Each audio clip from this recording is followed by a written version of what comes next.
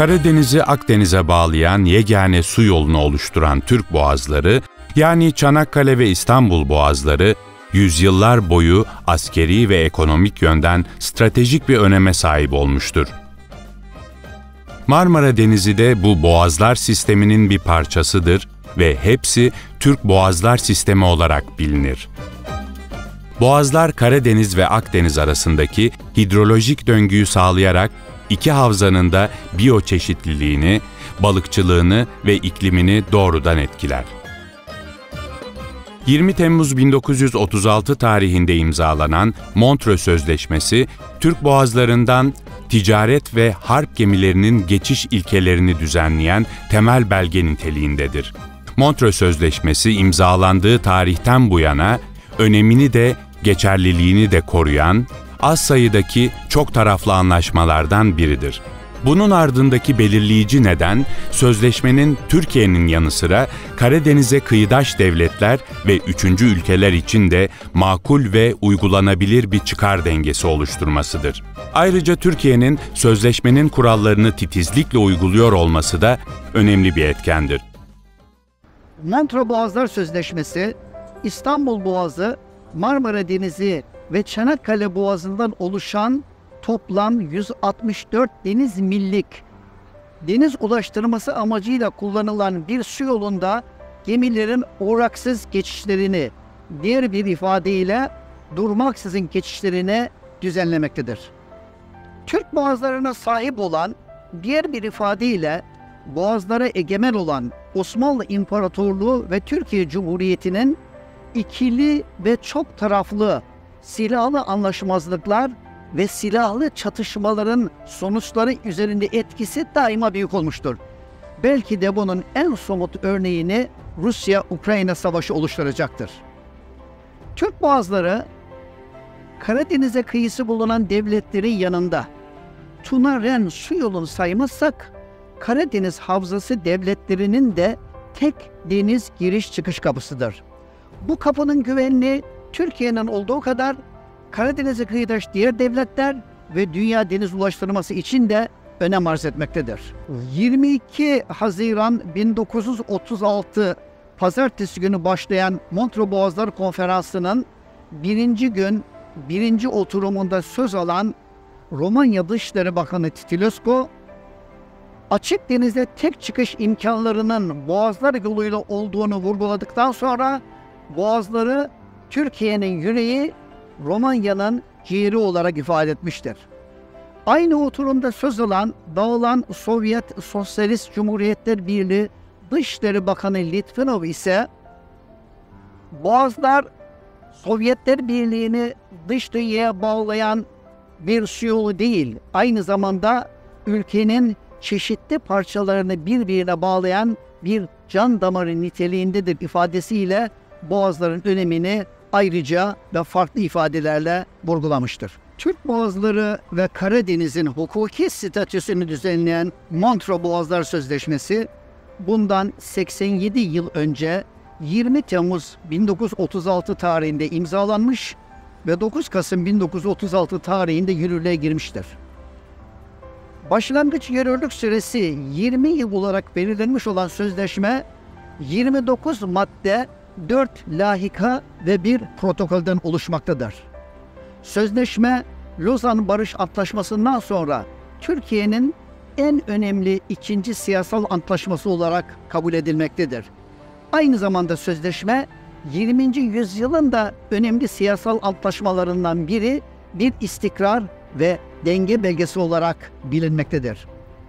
Sözleşmenin başlangıç yürürlük süresinin sona erdiği 20 Kasım 1956'dan günümüze kadar değiştirilmesi ve ortadan kaldırılmasını düzenleyen şekil şartlarının çok müsait olmasına rağmen noktasına ve virgülüne dokunulmadan Türkiye'nin gözetiminde sözleşme bugüne kadar dimdik ayakta kalabilmiştir. Sözleşmenin amacı boğazlardan geçişi ve gemilerin ulaşımını, Türkiye'nin güvenliği ve Karadeniz'e kıyıdaş devletlerin Karadeniz'deki güvenliği çerçevesinde koruyacak biçimde düzenlemek olarak belirlenmiştir. Türk boğazları ve Karadeniz'in güvenliğini amaç edilmiş olan sözleşmenin kuşkusuz en önemli hükümleri savaş gemilerinin geçişini düzenleyen 8 ila 22. maddeleridir. Sözleşmeye göre Türk Boğazları bölgesinden geçiş yapacak savaş gemileri için sınıf sınırlaması, tonaj sınırlaması, sayı sınırlaması getirilmiş, geçiş yapacak gemilerin ön bildirimde bulunması öngörülmüş, geçiş yapacak gemilerin hava vasıtalarını uçurmaları yasaklanmıştır. Ayrıca Türk boğazlarından uçak gemilerinin geçmesi yasaklanmış, sadece Karadeniz'e kıyısı bulunan devletlerin denizaltılarının çok istisnai durumlarda boğazlardan geçmesine müsaade edilmiştir. Yine sözleşmeye göre Karadeniz'e kıyısı olmayan devletlerin bu denizde bulundurabilecekleri savaş gemileri için sınıf sınırlaması, tonaj sınırlaması ve süre sınırlaması getirmiştir. Sadece hafif su üstü gemileri, küçük savaş gemileri ve yardımcı gemileri sözleşmede öngörülen tonajı aşmamak şartıyla en fazla 21 gün Karadeniz'de bulunabileceklerdir. Sınıf, tonaj ve süre sınırlaması olmaksızın yeterli güçte bir deniz kuvvetini Karadeniz'de bulundurabilmek ve Karadeniz'in açık deniz serbestliklerinden istifade etmek isteyen kıyıdaş olmayan bir devletin önündeki tek engel kuşkusuz Montreux Boğazlar Sözleşmesi'dir. Montreux Boğazlar Sözleşmesi'ni günümüzde ve gelecekte de ayakta tutacak olan kuşkusuz güvenlik stratejileriyle Türkiye'nin objektif, titiz, akılcı ve tarafsız uygulamaları olacaktır. Asırlardır Türk boğazları diğer egemen güçlerin ilgi alanında olmuştu. Ve kontrol için mücadelesi belki İstanbul'un alınmasından itibaren devam eden bir yapıdaydı. Yapı 1936'da Montreux Sözleşmesi ile bir dengeye kavuştu.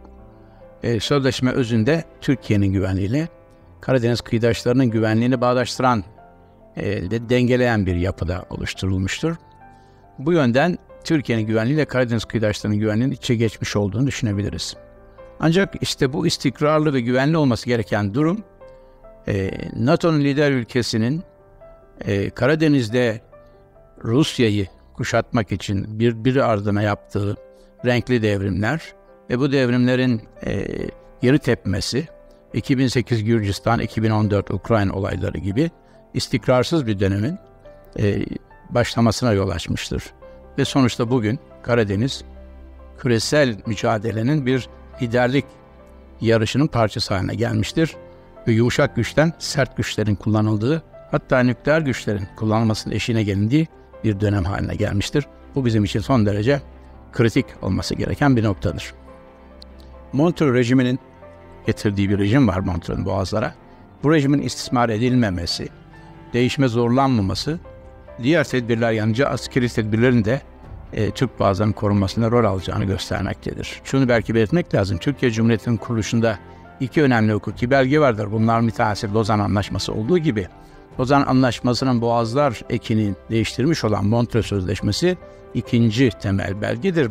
Tahıl Koridoru adıyla boğazların kullanımı çok sıkça yan yana gelmektedir bu aralar Ukrayna Savaşı kapsamında.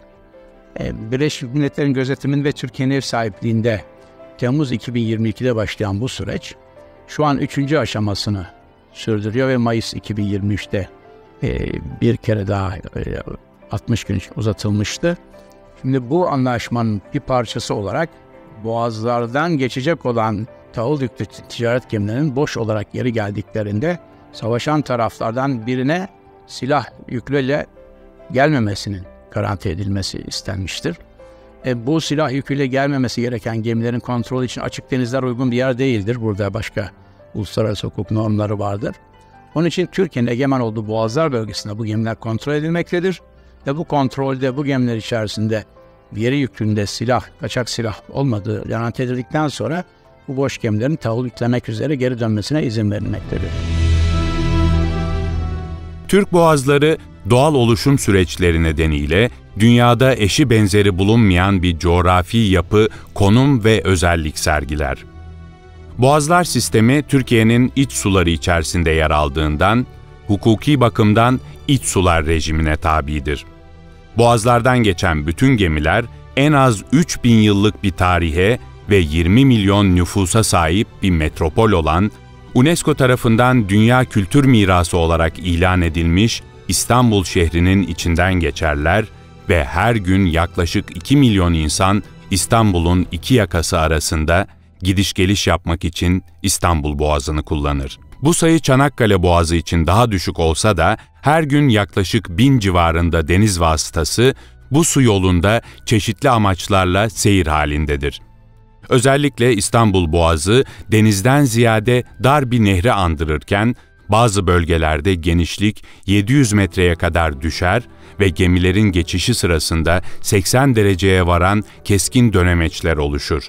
Ayrıca Boğaz'da saatte 7 mile çıkabilen kuvvetli akıntıların yanı sıra yönü değişken yerel akıntılar da vardır. Yine Çanakkale Boğazı da benzer özelliklere sahiptir. Türk boğazlarında zaman zaman kar, yağmur ve sis şartlarında görüş mesafesi 600-700 metrenin altına düşer.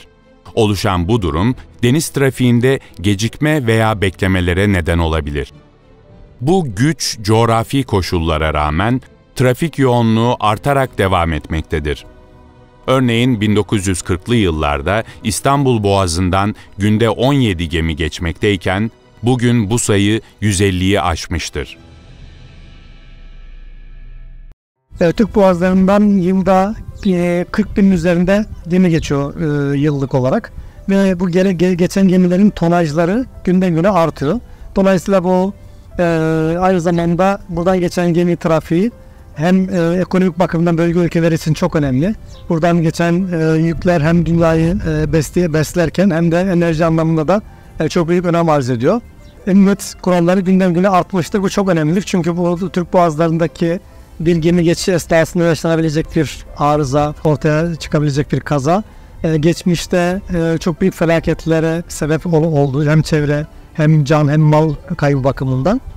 Benzerleri yaşanmasın diye işte Kıyı Emniyeti Genel Müdürlüğü, kılavuz kaptanları buradan geçen gemilere hizmet vermekte. Gemi trafik hizmetleri, VTS dediğiniz gibi trafik hizmetleri geçen gemilerin geçişini kolaylaştırmakta. Türk Boğazı'nda, özellikle İstanbul Boğazı'nda öyle noktalar var ki bir gemi dönüşüne 10 saniye geç başlasa dönüşünü kazayla sonuçlanabilecek noktalar var. Bu bölgede yaşanabilecek bir gemi kazası her zaman İstanbul'u ve Çanakkale'yi ve Türk boğazlarını tehdit edebilir durumda. 1948 yılından bu yana boğazlarda bazı önemli kazalar da meydana gelmiştir. Bu kazalar birçok kişinin hayatını kaybetmesine, ekolojik sistemin tahribata uğramasına ve boğazların bazen deniz trafiğine kapatılmasına neden olmuştur. Örneğin 1979 yılında Roman Independenta tankerinin bir Yunan gemisiyle çarpışması sonucunda 30'dan fazla denizci hayatını kaybetmiş, 30 ton ham petrol yanmış, 64 bin ton ham petrol ise denize sızmıştır. Yine 1994 yılında her ikisi de Güney Kıbrıs Rum Yönetimi bayraklı Nasya tankeriyle Shipbroker isimli geminin çarpışması sonucuysa 26 denizci hayatını kaybetmiş, 20 bin ton petrol denize akmış ve yangın günlerce devam etmiştir. Bu iki kaza boğazlarda gereken deniz güvenliği önlemlerinin süratle alınması zorunluluğunu ortaya koymuştur. Türk boğazlarında can, mal ve çevre güvenliğini sağlamak amacıyla hazırlanan Boğazlar Tüzüğü 1998 Temmuz ayında yürürlüğe girmiştir. Tüzüğün yürürlüğe girdiği 1998 yılından itibaren boğazlarda meydana gelen kazaların sayısının önemli ölçüde azalmış olması bu uygulamanın başarısını ve gerekliliğini açıkça ortaya koymuştur. Gemi geçişlerinin belirli kurallara ve bir disipline bağlanması bazı ülkelerin eleştirilerine de neden olmuştur. Oysa Türk boğazlarındaki tüm bu düzenlemeler 1936 Montreux Sözleşmesi ile getirilen serbest geçiş ilkesi ve uluslararası denizcilik kurallarıyla tam bir uyum içerisindedir. Türk boğazları coğrafi konumu gereği dar, güçlü akıntıları olan dünyanın en zor seyir bölgelerinden biridir. boğazlarda keskin dönüşler gerektiren konumlar mevcuttur. Özellikle Kilitbayır ve Naraburnu, İstanbul Boğazı'nda ise Kandilli ve Yeniköy dönüşleri sert dönüşler gerektirmektedir. Bu bölgelerde hava koşullarına bağlı olarak oluşan sert akıntılar ve bunun oluşturduğu orkoz ve ters akıntılar nedeniyle en tecrübeli kaptanlar bile zorlanmaktadır. Türk boğazlarından geçiş yapacak gemilerin kesinlikle kılavuz kaptan ve refakat edecek römorkör almaları güvenli seyir yapmalarını olanak sağlayacaktır. İstanbul Boğazı aynı zamanda Türkiye ve Karadeniz'e kıyıdaş olan ülkeler için çok önemli bir su yoludur. 1936 yılında imzalanan Montreux Sözleşmesi Türkiye'ye ve Karadeniz'e kıyıdaş olan ülkelere hem ekonomik anlamda hem de askeri anlamda çok ayrı bir değer katmaktadır. Asya ülkelerinin Rusya'daki Dnieper ve Volgograd nehirleriyle Rusya ve Ukrayna tahıllarının ve emtialarının, bunun dışında Tuna Nehri üzerinden de Doğu Avrupa ülkelerinin bütün ticari yüklerini dünyaya ulaştıran bu su yolunun dünya ekonomisinde çok büyük yeri ve önemi vardır. Boğaz'dan geçen gemilerin mutlaka ama mutlaka kılavuz kaptan olması gerekiyor. Şöyle bir örnek vermek gerekiyorsa, Avustralya'nın doğu sahilinden geçerken kılavuz kaptan alma mecburiyetini koydurtmuşlar. Bunun nedeni de orada yaşayan mercan kayalıklarının hasar görmemesi. Türkiye, Birleşmiş Milletler'le işbirliği yaparak oluşturulan Tahıl Koridoru diplomasisi sayesinde dünyada yaşanan gıda güvenliğine katkıda bulunmuştur. Tahıl Koridoru sayesinde milyonlarca ton buğday ve diğer hububat ihtiyaç duyulan ülkelere gönderilmiştir. Bu arada Karadeniz'e bırakılan mayınların boğazlara girmesi engellenerek dünya deniz ticaretinin güvenli şekilde yapılmasına imkan sağlanmıştır. Boğazlar aynı zamanda geleneksel balıkçılığın yapıldığı yerlerdir. Bu balıkçılık yüzyıllardır yapılır ve sürdürülebilir kalkınma hedefleriyle de uyumludur. Ayrıca amatör balıkçılık da bütün sahillerde yaygın olup, endüstriyel balıkçılıksa belli bölgelerde devam etmektedir. Boğazlar aynı zamanda biyolojik koridordur. Başta göçmen balıklar olmak üzere çeşitli türler Karadeniz ve Ege Denizi arasında geçiş yaparlar. İstanbul'un balıkçılığı tarih öncesine kadar gidiyor. Bizans'ın balıkçılıktan müthiş bir gelir elde ettiği, yani bugünün anlamıyla konserve balık ihracatından çok büyük gelir elde ettiği biliniyor. Dalyan balıkçılığı çerçevesinde balıkçılık yapmıştır daha ziyade. İstanbul'da yüzün üstünde, Osmanlı döneminde yüzün üstünde dalyanın olduğu biliniyor. Gelelim Boğaz'da yelkovan kuşlarına. Yelkovan kuşları denizin üstünde kanatları adeta denize değecek gibi uçan, hep aşağıya yukarıya, yani kuzeye güneye sürüler halinde giden kuşlardır. Balıkla beslenirler. Yuvalarının nerede olduğu hala bilinmemektedir ve giderek onların deniz kirliliği ve balık azalması nedeniyle hayatlarının sürdürülemez vaziyete girdiğini de söyleyebilirim. Yunuslar bizden çok eskiden bu boğaza girip, Türk boğazlara girip burada yaşayan hayvanlardır. 3 tür var. En büyük Afalina, ortası tırtak, en küçük de mutur. Öyle 3 tür var. Bunlar özellikle ilkbahar, bir de sonbaharlarda boğaza girip boğaza gelen balıkların peşindedir. Fakat son yıllarda hem Türk boğazlarda hem Marmara'da hem Karadeniz'de kirlilik var. Sonra gemi veya başka hareket, insanların hareketlerden kaynaklanan sesler var. Onlar yunuslara çok rahatsız ediyor. Ama yunuslar varsa demek ki balık vardır, doğa sağlamdır. Yunuslar güzel, sağlıklı denizin simgesidir. Onun için biz yunusları korumamız gerekiyor. Biz Türk Deniz Araştırma olarak Boğaz'da yunuslar hakkında çok çalışma yapıyoruz. Bu gördüğünüz boğazlar dünyanın en dar biyolojik koridoru. Boğazların korunması mutlaka şart, çünkü boğazları korursak biz hem Karadeniz'i hem de Ege Denizi'ni korumuş olacağız. Diğer yandan boğazların korunması biyoçeşitlilik için son derece önemlidir. Boğazların korunması balıkçılık için son derece önemlidir. Boğazların korunması gıda güvenliği için son derece önemlidir. Onun için TÜDAV, Türk Deniz Araştırma Vakfı boğazların korunması konusunda çalışmalar yapmaktadır. Boğazların kirlenmesiyle ilgili izleme çalışmaları yapmaktadır.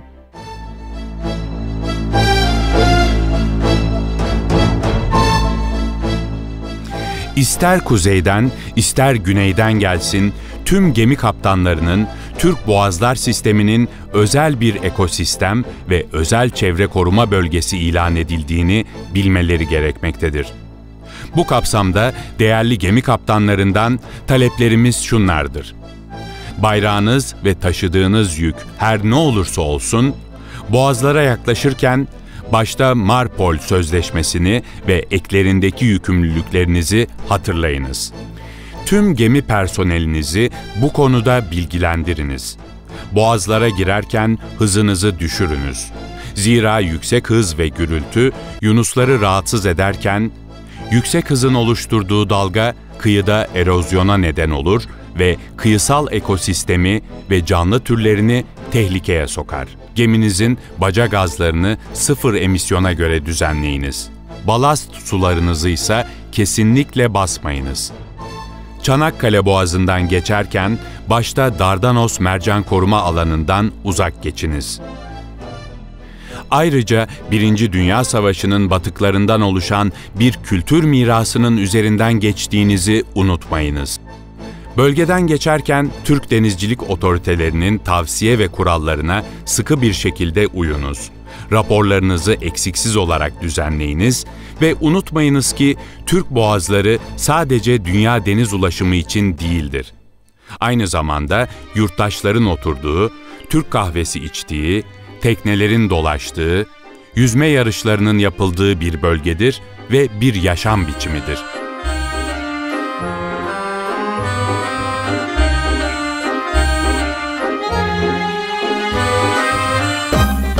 Her ne olursa olsun boğazlar Türkiye'nin canıdır. Şüphesiz bazı ülkelerin boğazlar konusundaki tarihi niyetini unutmazken, yine bazılarınınsa Karadeniz'e serbestçe girme çabalarını da takip ediyoruz. Nihayetinde Türk boğazları her zaman Türk ulusu ve onun denizci çocukları tarafından korunacak ve yönetilecektir. Bu hassas ekosistemde başta deniz çevresinin korunması konusunda her türlü soru, sorun ve bilgi almak için Türk Deniz Araştırmaları Vakfı ile temasa geçiniz. Sizlere yardım etmekten ve bilgi vermekten onur duyacağız. Biz sürdürülebilir kalkınma hedefleri için çaba gösteriyoruz ve ülkemizin eşsiz zengin doğasını gelecek kuşaklara bırakmak için çalışıyoruz.